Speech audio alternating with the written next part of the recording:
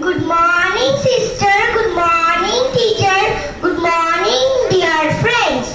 I am Tishka Pai in class KGC.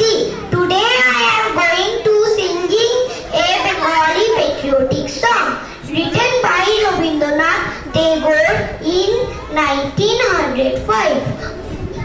যদি তোর ডাক শুনে কেউ না আসে তবে একলা চলো রে, একলা চলো, একলা চলো, একলা চলো, একলা চলো রে। যদি তোর ডাক শুনে কেউ না আসে তবে একলা চলো রে। If no